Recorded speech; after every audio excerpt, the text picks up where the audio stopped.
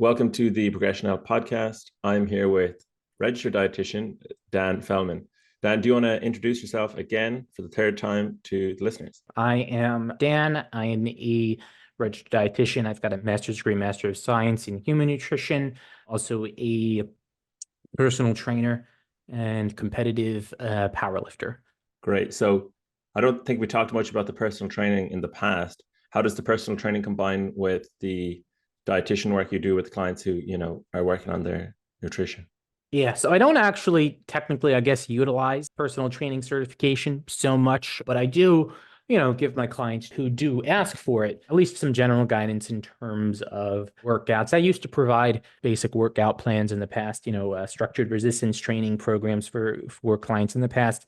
These days, for my clients who do resistance train or who do power lift, I, provide some general guidance as needed, but really the nutrition is where most of my work centers around. That's really where my background is. My higher education is in nutrition. So, the personal trainer, it's kind of like a nice certification to have. Again, I don't really use it a ton in my business, but, at least have the title. Absolutely. Yeah. You can dip into that well of knowledge Sure. as needed with clients. So if you have a client, it's sort of fat loss season right now, post the holidays, and a client is looking for fat loss as their main goal when working with you, is it required that they do resistance training? Do you not talk about it at all? Where do you fall in terms of adding in resistance training with fat loss? Well, I mean, obviously, my opinion is that it's optimal to do resistance training if you are in a calorie deficit,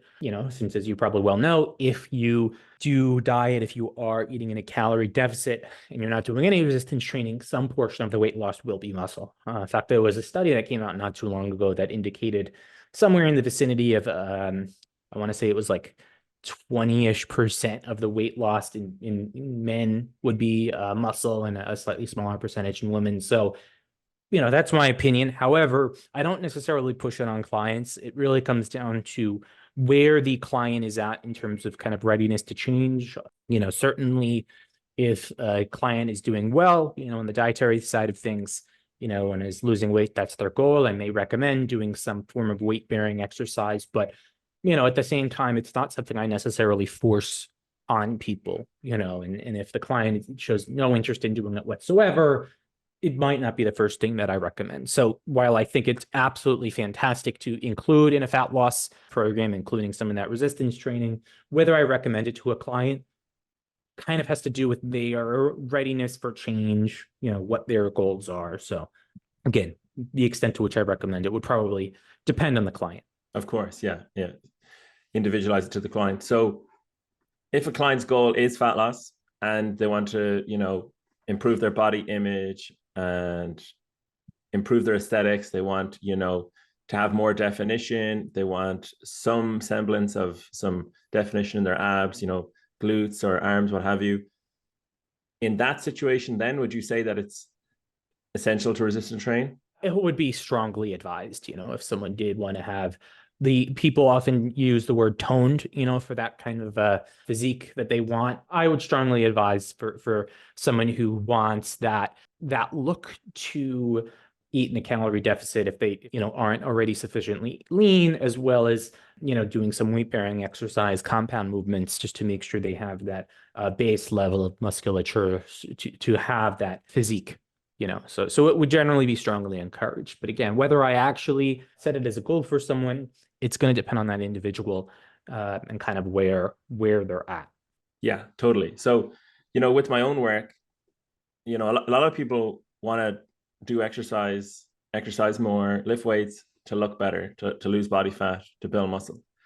And those benefits are great. And, if you train, if you lift weights consistently, it is guaranteed you will build strength, you will build muscle. It's just, in my opinion, all right? Mm-hmm. And if you're not building strength and building muscle, something in your programming is off, or maybe your nutrition potentially.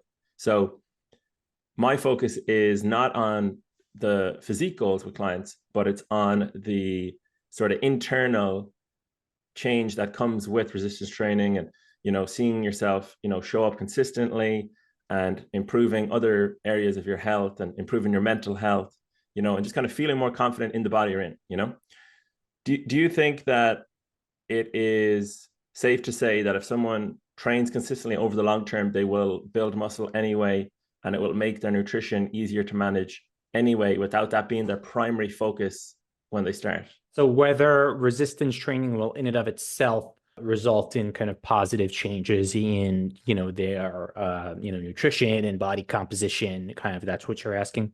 Yeah, when taken as a long-term habit, so Yeah, well, it's certainly helpful to have resistance training, and really specifically a internal motivation to engage in resistance training rather than having the goal be strictly achieve, a certain level of muscularity or whatnot. Having that internal desire to really do resistance training on a more regular basis. I mean, that is obviously going to be a positive. I mean, certainly it's not uncommon for people to, once they've incorporated resistance training into their daily habits, that other habits, positive habits may follow suit. Someone may realize that, oh, if they don't get enough sleep, then that negatively affects their resistance training. That may motivate them to sleep better. Or same thing with eating. If they eat a suboptimal diet, whatever that may look like, and they realize that that's not helping them get stronger and perform well in the gym, they may naturally choose better foods. So it certainly is a beneficial thing. Now, whether it's guaranteed that in and of itself will result in other positive changes, I wouldn't say that that's necessarily the case, because obviously there's a lot of factors affect someone's eating habits, someone's lifestyle habits. And there are plenty of people who do go to the gym and they do resistance training, but maybe it's a little bit more mindless. There's not really as much thought into their programming, so they're more so just going into the gym and just kind of doing movements, not really paying attention to volume from week to week or sets or reps in particular exercises from week to week. And they might just be kind of spinning their wheels and overeating on the weekends, that kind of thing. So I'm sure that's pretty common. So I don't think that just resistance training without kind of any other focus is necessarily enough, but it's certainly helpful. It's certainly a very positive, behavior to include regular, consistent weight-bearing exercise resistance training. Most people who are able to would greatly benefit from it. It's not, like I said, it's not necessarily a guarantee, though, if that makes sense. Totally, yeah. And I want to add in that, following a structured resistance plan, following progressive overload, and tracking their lifts also, following that approach and figuring out what style of training they enjoy. And also just exercise is inherently enjoyable if we kind of give it a chance and have that long-term view and not focus on an outcome. I think that's really where the benefit is to be found with exercise and resistance training. That's kind of what I was getting at. Yeah, absolutely. Having process-oriented goals and having the exercise resistance training be something that people genuinely enjoy, that's going to be most ideal. If someone goes to the gym, and this is where it can kind of be a struggle for at least a lot of people, as you and I both know, generally speaking, keeping track of, exercises and weight lifted and reps done on a week to week, month to month basis is positive, right? Because that allows progress to be made. You can really ensure that measurable progress is being made. So that's obviously really good. At the same time, there are some people who may find that boring. I don't, but some people may as well. So that's why as coaches, as practitioners, we have to balance optimality with also what will keep the client engaged and in it for the long term. So really fostering that intrinsic motivation is another important factor for practitioners, be it with diet or exercise. So we always kind of want to balance those. But certainly it's optimal if someone is able to have that level of discipline and be able to do kind of keep their reps and sets, keep a close record of that, so they can ensure they're gradually improving over a long period of time. And if they can have, at least on some level, enjoy the process, that will definitely pave the way towards a great deal of success there. Absolutely, yeah. Some people are motivated, by hitting a PR relatively regularly. Some people are motivated by things like improving their technique or different ways. So I guess, yeah, it's kind of meeting the client where they're at Exactly. is where it's at. Yeah. Exactly. And that's, the challenge that as practitioners, we all face on some level, making sure we're meeting our clients where they're at rather than where we necessarily want them to be. It's tough because we do kind of often things we know, or we think we know what's best for the client, at least on paper. But again, if the client can't necessarily stick to it, if they're not ready for it, it may not be what's best for them. Absolutely. Yeah. We've got to meet them where they're at. So For sure. Speaking of where you're at, Dan, you recently did a powerlifting meet. So, what inspired you to compete again, and what did you learn from your most recent meet? Honestly, I just really like pushing myself physically, and I like the idea of trying to be as strong as possible and really pushing my limits there. It's something that I am very passionate about. I like the idea of kind of having it be official by doing it in competition, kind of having like an official total there. I like to kind of treat it as a competition with myself to try and be the strongest version of myself there. I don't know if I'd say I'd like learned anything per se. I mean, it was my sixth competition, but I do like kind of looking at competitions as kind of a practice opportunity to practice performing under pressure, and to stick to a plan even when I'm nervous, even when feel discomfort, like from nervousness, from anxiety. I think it can be very beneficial opportunity to practice some of those kind of mental skills, and obviously just trying to get strong, but for the sake of getting strong.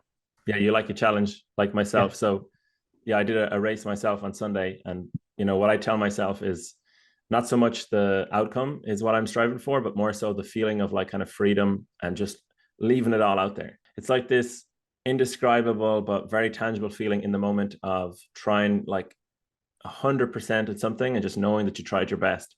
I kind of Exactly. feel as though you mentioned that a little bit. Why is that so enjoyable, trying your absolute best on the powerlifting scene? I don't know. It just is. You know what I mean? It just that feeling of knowing that I pushed myself, to be able to lift 500 some pounds or so over three times my body weight or what have you. And knowing, that it's something that not that many people can do in terms of like a percentage of the population. So it's a really great way to feel strong, I guess. It's kind of hard to put into words. It really is. Yeah, it has to be experienced. And I know for me, it's quite hard to like go 100%, 110% and not be afraid of the consequences. Like Yeah. usually, for example, with work you can definitely work too much, or anything else really, there's obvious consequences, but in competition, you get a really good positive feedback loop from it. You get rewarded from going as hard as you possibly can, I feel like, and there's only positives to be achieved Yeah, when exactly. you're mindful about the approach in terms of the programming and stuff like that. So Yeah, yeah. exactly. Exactly. There's, a lot of positives there, which with again, just kind of stretching yourself and pushing yourself to your limit. There's a lot of positives that I find, not just directly kind of physically, but mentally as well, and being able to encounter future challenges in life or business or what have you. Yeah, it's like a tool that you can carry over to other areas of your life. So, Exactly. again, mentioning the post-holiday time period we're in, if you have clients who are starting up now, what are some of the common recommendations you make to people who maybe took the month of December off in terms of their health, or just found it a real struggle with deadlines with work, social commitments, where their health just took a back seat, and now January they're restarting? What is the typical kind of suggestions you make to people in that kind of situation? So probably the most important one is to set goals that are sustainable, specifically process goals. So behavioral goals that are sustainable and that someone can see themselves doing for years on end. I think is the most important thing because around this time of year, New Year's resolutions, oftentimes motivation is really, really high.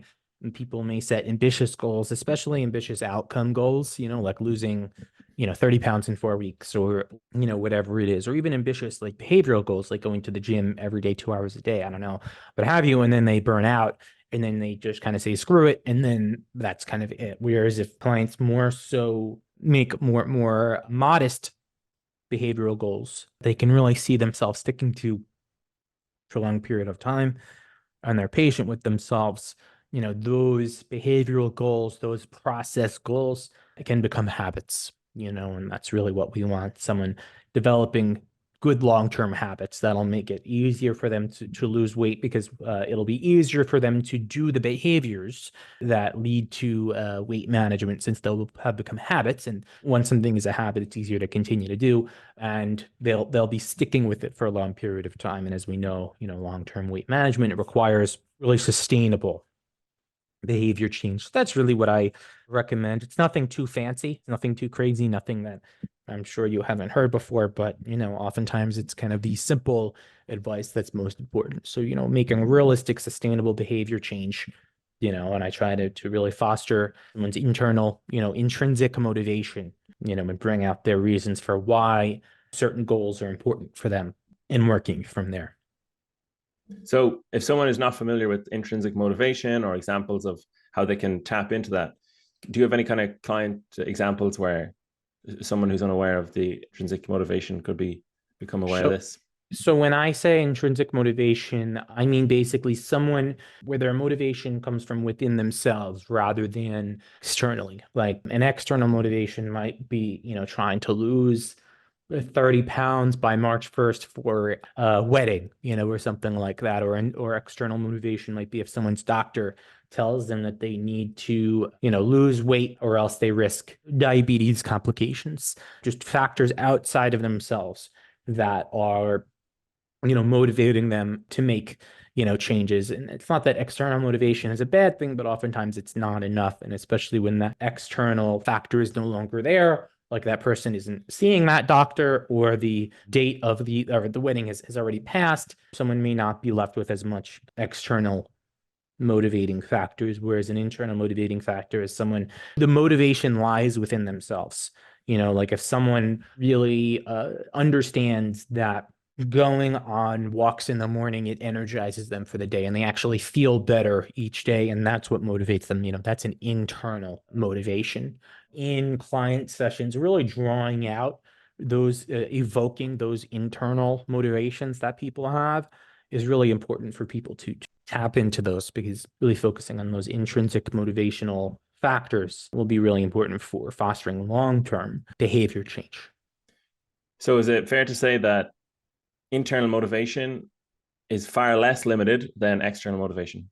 I would say so in general, yes. I would say it's less limited and it's less likely to be affected by external factors. Because you hear people say, oh, I want to lose 30 pounds in 3 months, or I want to lift X amount of weight in whatever amount of time, and you're mentioning long-term goals. So it's like, how do the two not mix? Like, why is a long-term goal better for just any client, and then why does the extrinsic goal not fit with that long-term approach? Well, it's not that it necessarily doesn't fit. People can have extrinsic goals and external motivations, but and maybe, you have someone who is only focused on a temporary goal, like someone has a bodybuilding show in 6 months and that's their only goal, and they're not worried about what things look like after that. And maybe, then maybe in that case, the external motivation is totally fine. But for most people, they're usually looking to improve their body composition, or strength or performance or what have you, not for a temporary amount of time. If someone's goal is temporary, then sure, having external motivators, which are likely going to be temporary, may suffice, right? But if someone's goal is long term, if they want to have that goal be sustained for the long term, then having strong intrinsic motivation that's less likely to be perturbed by external factors is going to be really important there. So it's really about the time course of the goal, and whether that goal is something that someone wants to sustain, if that makes sense. Yeah, that they want to continue to work on. So for me, my long-term goals would be, ideally I'll live till I'm 100, God willing. That's, very ambitious. Yeah. I completely understand how ambitious that is. And also to like get fitter as I get older. And I know there's going to come a point where that will stop. But, at 31, at the age I'm at now, I know that there's a lot of potential to get fitter as I get older. Yeah. Yeah. I know they're kind of pie in the sky type of goals, right? But sure.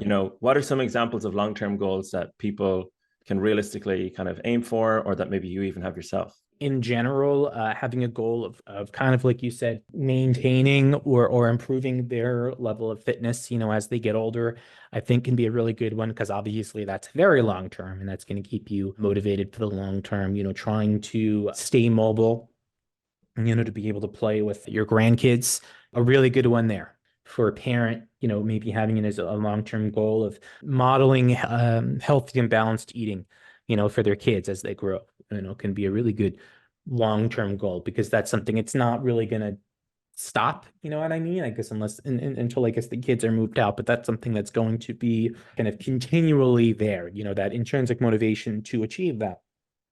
will continue to be there as their kids continue to grow. So just kind of thinking of long-term, of goals with kind of that longer timeline like that. Again, it's not to say that a shorter, more a kind of outcome-centered goal is bad, but if that's all that's driving someone to change their behavior, it may not be the most sustainable approach in the world. So yeah, just like they say in finance, diversify your portfolio, we're saying diversify your health goals, pretty much. Yeah. Internal, external. Yeah.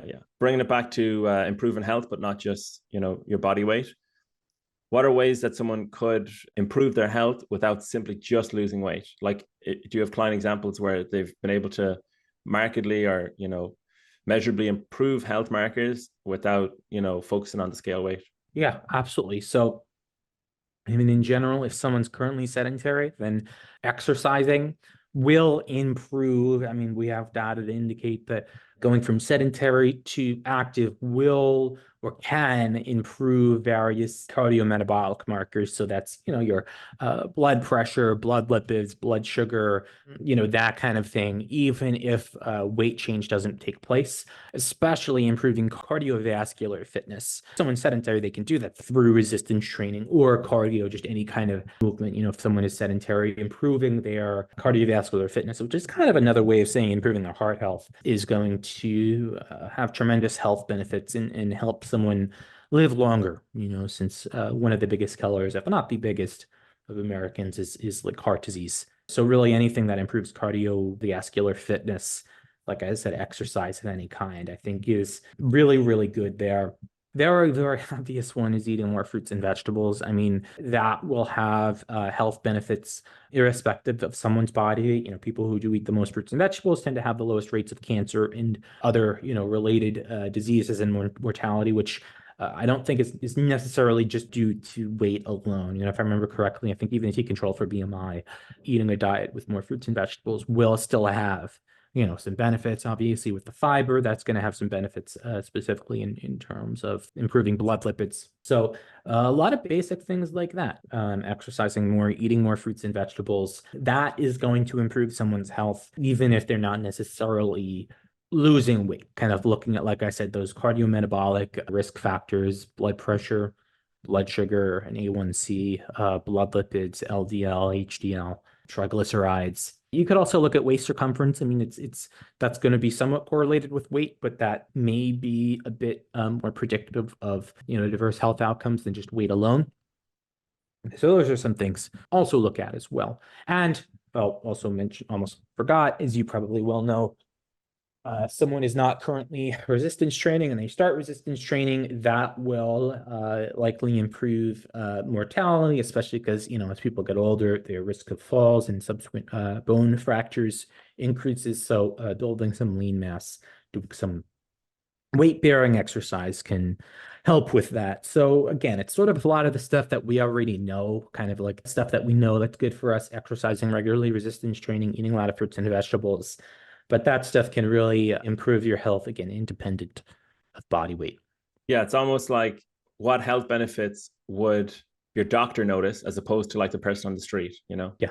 Or you in your body, just let's just say the majority of the day living in your body, what health benefits do you notice? Because really it's other people that will notice our physique really, or that small period in the day. So something I've been thinking about recently is general just supplements to take. I'm a big fan of taking supplements and, just making sure that I know the benefits of them in advance. What, if any, are some supplements that you recommend, when first working with a client? I'm a very much a minimalist when it comes to supplements. I mean, there's very few supplements that I'm just like, oh, everyone should take this. In fact, I don't really think there's any that fall into that category. If I had to create a list, I mean, I would say that benefit to risk, ratio, I would say that general multivitamin is probably not a bad idea for most people. I mean, I know there's a lot of different kind of like fancy multivitamins out there, but I mean, if you just get kind of a generic one from pharmacy or from Amazon or what have you,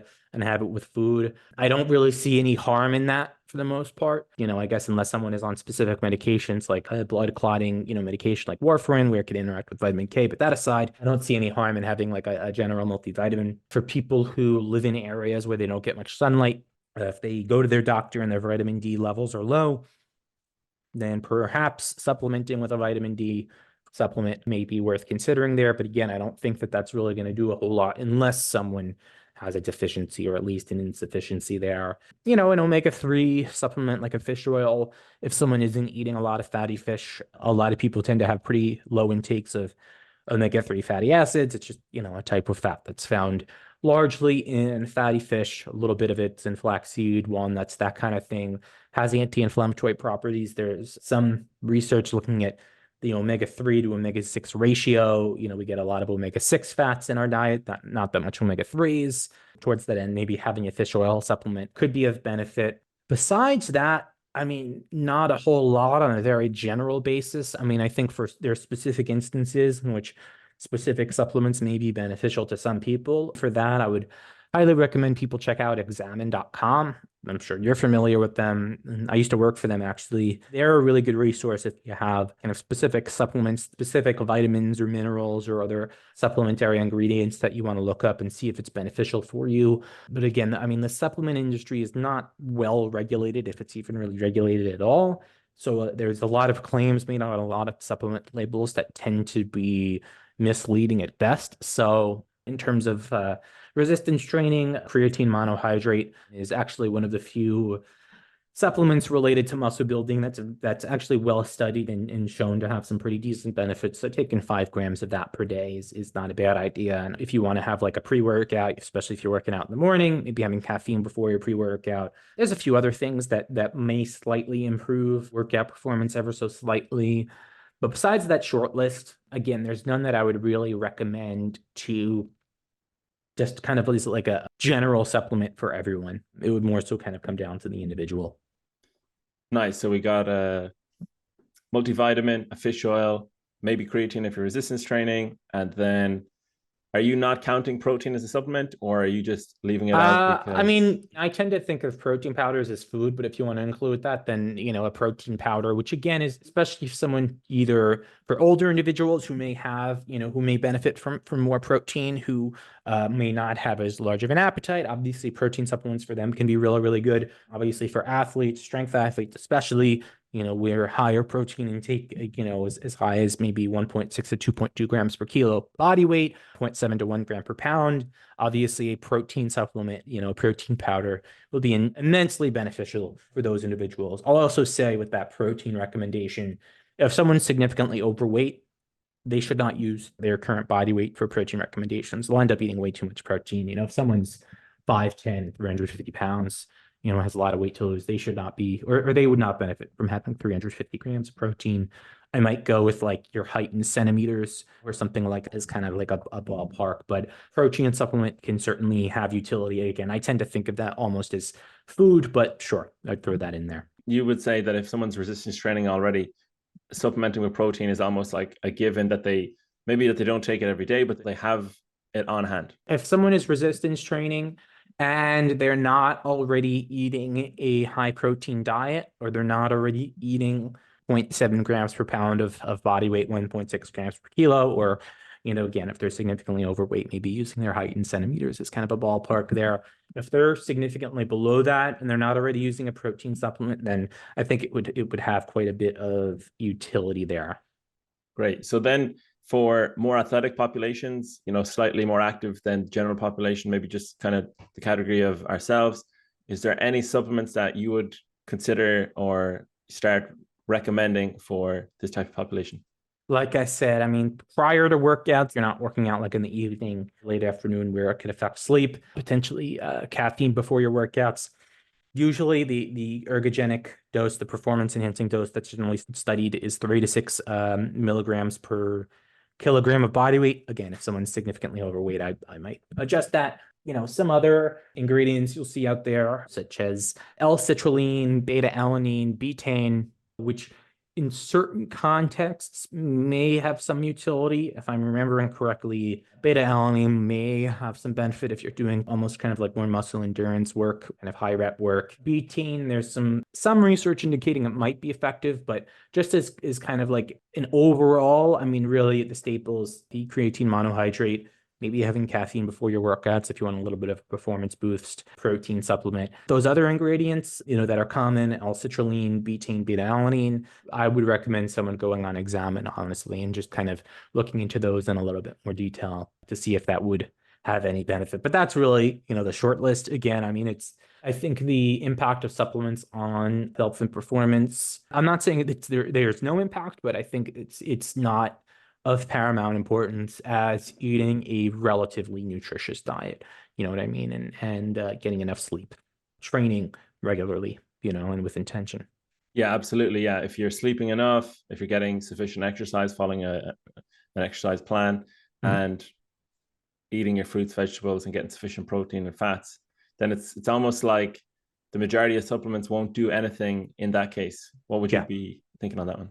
Yeah, I mean, I would say if someone is already doing everything they can to optimize things, maybe some supplements will have a small effect at best, but it's not going to make your night or day difference for most people. Again, I think there are specific instances in which specific supplements may be beneficial for certain people. The actual magnitude of benefits that come with most supplements tends to be overblown. Interesting. So, you know, I watch YouTube, I see a lot of advertisements, and one very heavily advertised supplement is AG1 or Alpha Greens 1. And, you've recommended fruit and vegetables, and you've said that, we should be getting these in. And as far as I understand, Alpha Greens 1 is getting your greens in a dose in a supplement form. So, what's your opinion on that as a supplement if someone is struggling to get their fruits and vegetables in? Is that the Huberman brand, or does Huberman do a different one? I'm not sure. Is it the Huberman brand? I know he has advertised it before. With green powders, I know people have asked me about it. Like, hey, can I just replace my fruit and vegetable intake with having a greens powder instead? I'm not aware of any study that, or if it is, I just haven't seen it, that looks at, people who eat several servings of fruit and vegetables per day versus people who don't, but who have greens powder. And then they like compare benefits over many years. In fact, I'm actually pretty sure that study doesn't exist. So I can't say definitively. I would tend to say that greens powders shouldn't be used as a replacement for fruits and vegetables. We do know just in general that there are some benefits that just come from nutrients that are found in, the food matrix, which is just a complicated way of saying the nutrients that are just found in the food in their own form. Take out kind of just kind of specific nutrients and isolate them. And this can be the case with a multivitamin. The absorption might not be the same. Effects of those, nutrients might not be the same. So I wouldn't think that it would be like a replacement. I wouldn't recommend them as like a replacement. And also, with fruits and vegetables, this is especially beneficial for folks who have body composition goals. One of the big benefits with fruits and vegetables is they are very high volume, low calorie. So if you eat fruits and vegetables, you can eat large volumes of them without a lot of calories. That makes dieting, fat loss, or maintaining an appropriate body weight a lot easier. You don't get that benefit with greens powders. So now, if someone were to say, hey, like I can't have protein and vegetables, all I can do is have greens powders, it's probably better than nothing, I would think. Again, I can't look at a study and kind of definitively say that. I would tend to think that it's better than not getting any fruits and vegetables at all, but I would tend to say that it would be better to get fruits and vegetables in their whole form. That would be my guess, my educated guess there. So more research is needed, as is an answer in a lot of questions on that one, by the sounds of it. Yeah. Will it hurt someone again, unless they have like a specific like vitamin that they can't have or mineral that they can't have? I wouldn't think it would hurt other than the money that you need to buy it. But again, in terms of whether it's as good as just eating fruits and vegetables, I would tend to think no. Yeah, I would imagine the satiating benefits of eating the fruits and vegetables would be missed also. The powder can only fill you up so much. Yeah. Yeah. Appetite effects would be lost in powder, would be my. Yeah, exactly. Certainly, like I said, you wouldn't have that benefit, and there's some benefit to having vitamins and minerals and also other phytochemicals like flavonols and all of those kinds of good things. I don't know if those are extracted and put in greens powders as well. You may not get those. So another supplement that's common is melatonin. And Mhm. I'm just curious as to your opinion on, is there ever a time to take it?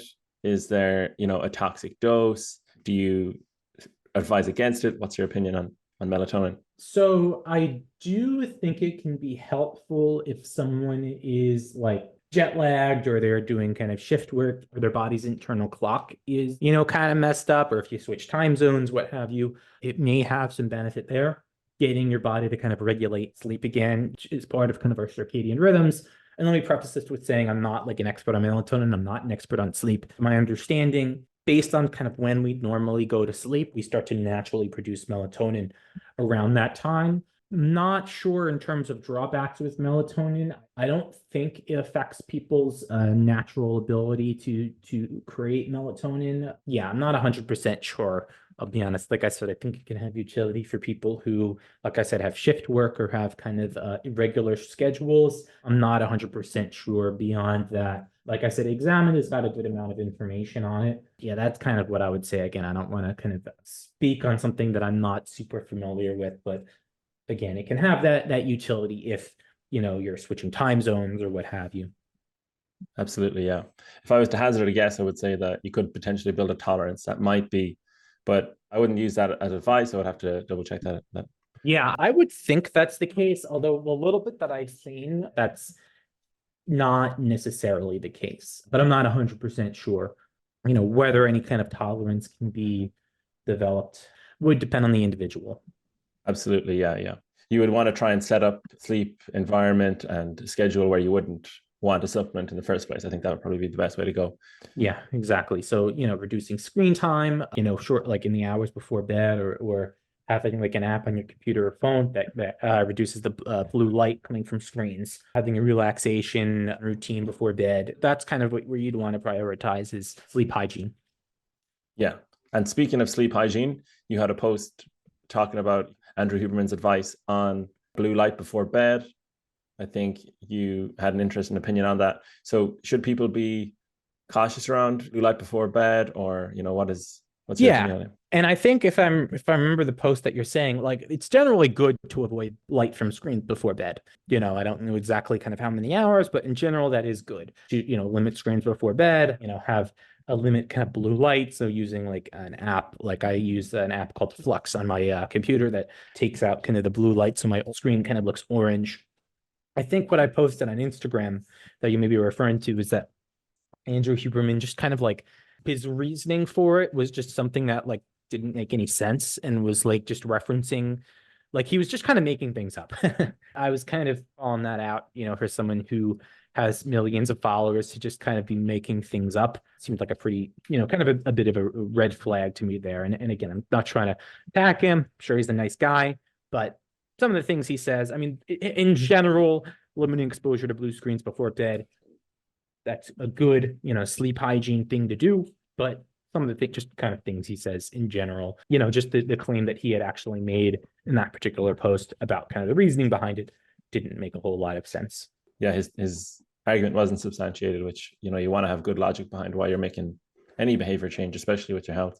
Yeah.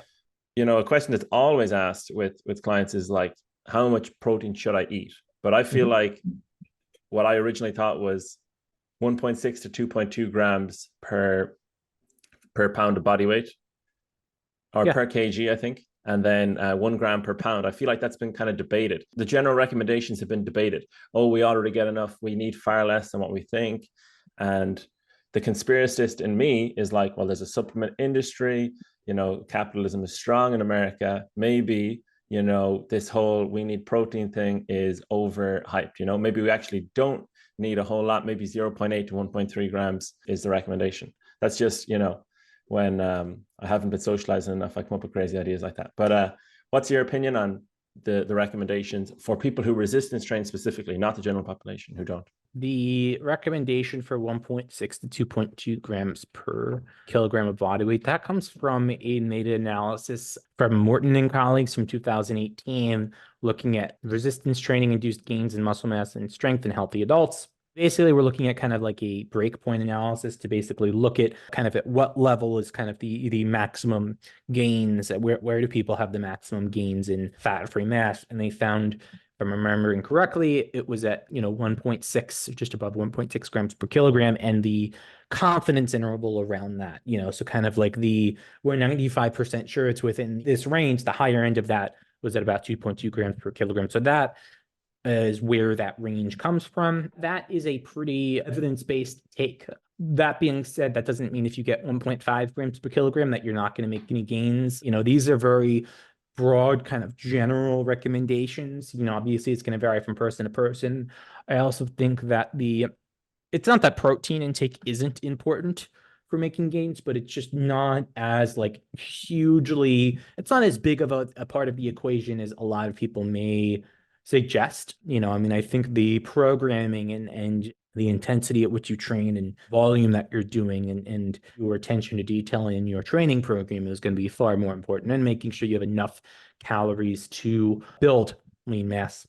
Those are going to be really important points as well. So I don't think it's the supplement industry is making it higher than it actually is. I do think that that's an optimal, range, that kind of 1.6 to 2.2 grams per kilogram. Like I said, I would change that if someone's significantly overweight, maybe use their height in centimeters as kind of like a quote unquote weight to kind of base that off of. But it's a reasonable recommendation. But if someone is struggling to hit that, I don't think it's like they're leaving a ton of gains on the table. And even that meta-analysis by Morton that I referred to, there wasn't like a huge difference between lower protein intakes of like 1.3 grams per kilogram and 2.0 or more. So it's not a huge difference there.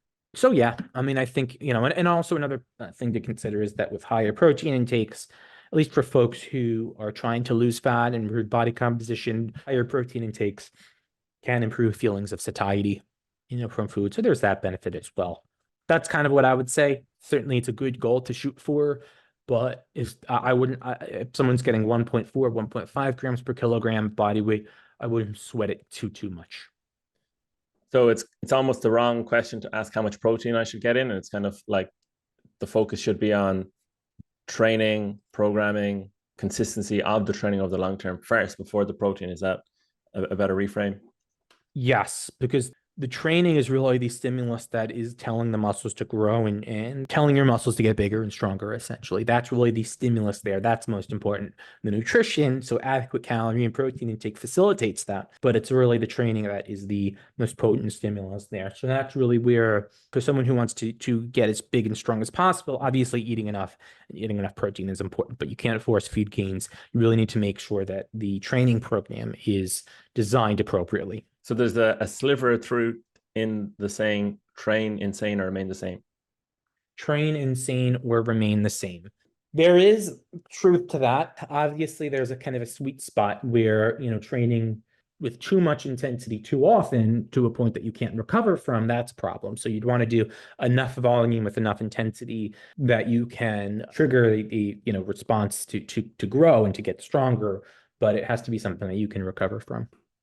Absolutely. Like we said at the start, you want to individualize the approach, and insane is a blanket term and it's not going to work for the majority of people.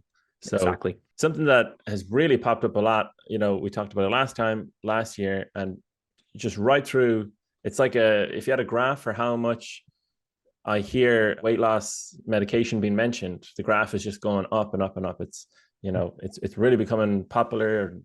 A lot of people are using it. What's your opinion on, weight loss medication?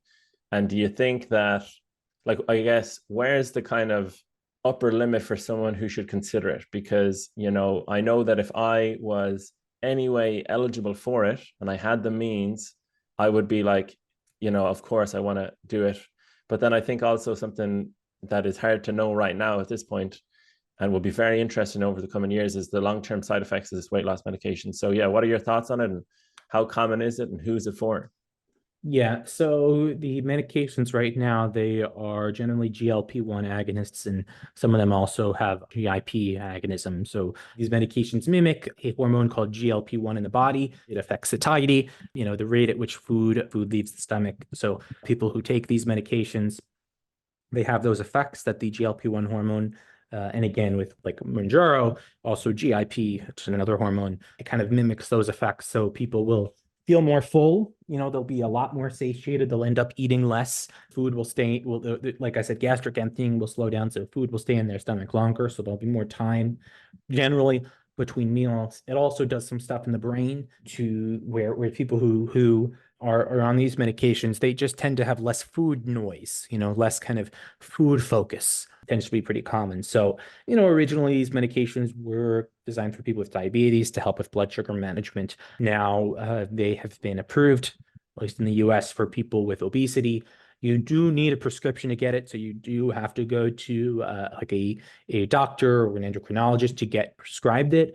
It's not something that you would just kind of want to take willy-nilly. It's something that people really need to talk to their primary care doctors about, the pros and cons for taking it. For one, there are a pretty considerable amount of side effects. A lot of those are really gastrointestinal in nature. So nausea, vomiting, potentially diarrhea, things like that. So, definitely not for everyone. Also, it's not uncommon for people to lose a significant amount of lean mass, muscle mass, because a lot of people aren't doing weight bearing exercise. And, like I said, surprisingly, I spoke with someone recently who there's actually, this might be a new medication, a different type that actually promotes muscle mass.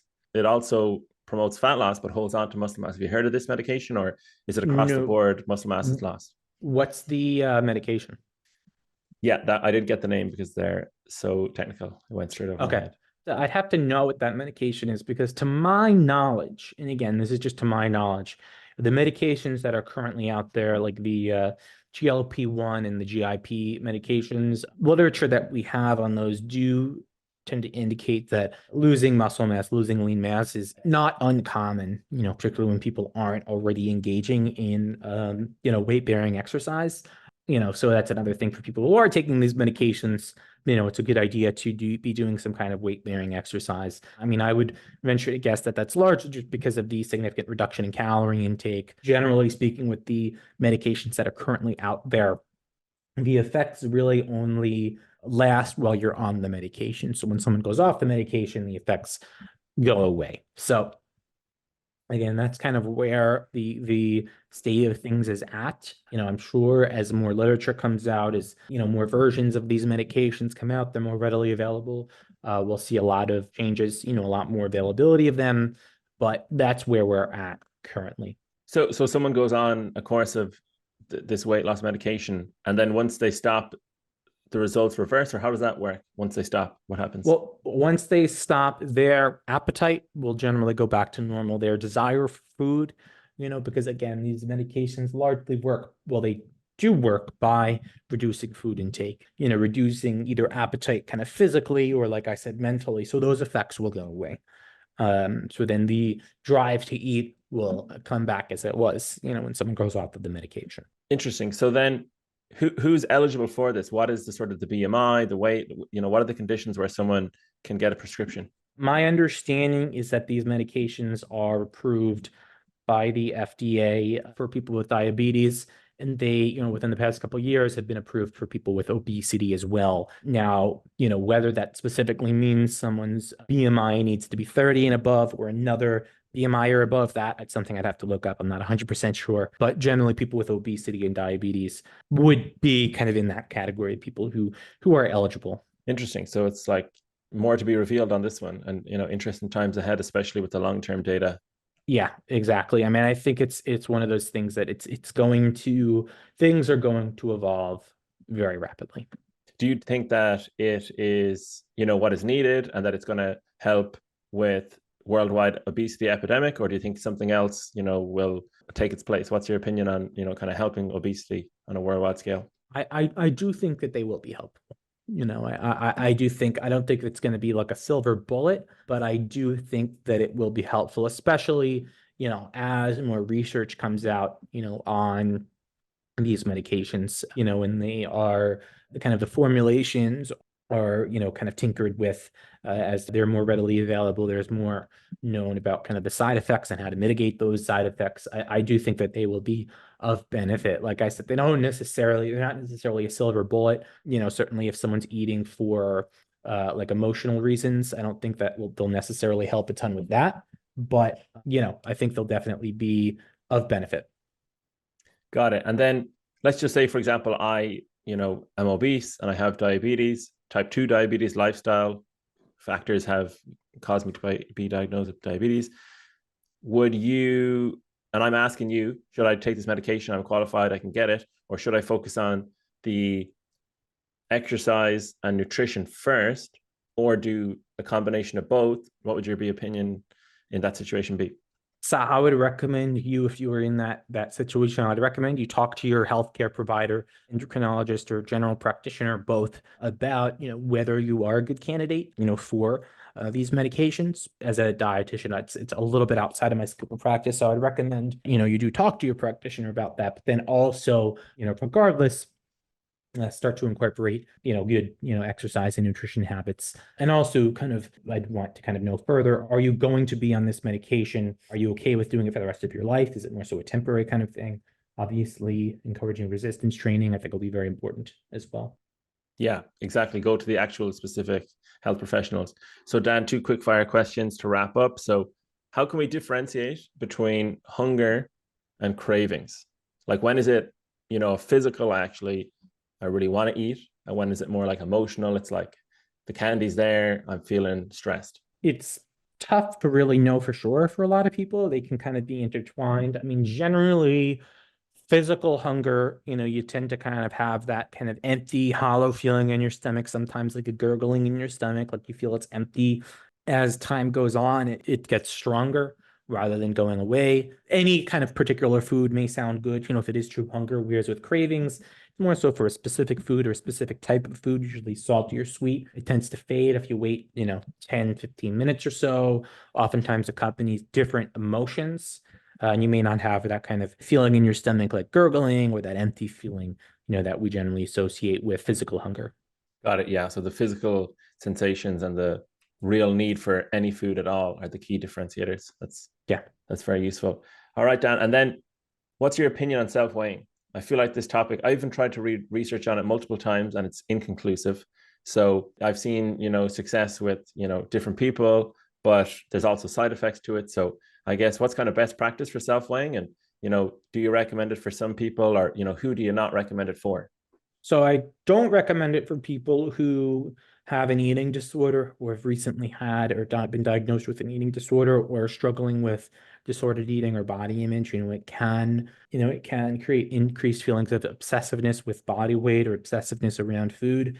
And I also would recommend that people don't weigh themselves more than once per day. I'd recommend if someone does weigh themselves, maximum once per day, first thing in the morning. There's no reason to do it more than once per day. I mean, in the literature, if you look at research on people who lose a significant amount of weight and maintain it, those folks, it's pretty common that regular self-weighing is a part of their, routine. It kind of keeps them accountable. For people who are able to kind of differentiate their self-worth with, their weight on the scale, I think it can be, a really helpful form of accountability. But like I said, it's not necessarily for everyone. You kind of have to really know yourself, I would say. But it's definitely something that can be a benefit. Yeah, that point you mentioned, your self-worth is not tied to your weight at all. So the scale on the number doesn't, yeah, it's an external, like we talked about. It's external. Yeah, great. Thanks very much, Dan. Is there any kind of final message you want to leave people with before we wrap up? With any goal that you have, be it body composition, fat loss, muscle gain, gaining strength in the gym, be it building a business, making more money, go slow, but be persistent. Know that there's going to be obstacles along the way. You'll have bad days, bad weeks, maybe even bad months, but don't give up. With really any kind of arduous goal, if we just kind of keep going and we don't really give up on ourselves or give up on the goal, persistence pays off. So go slow, but stay consistent. Sage advice, Dan, as always. Thank you very much. And maybe we can have you on again sometime. Thanks. My pleasure. Thank you for having me on.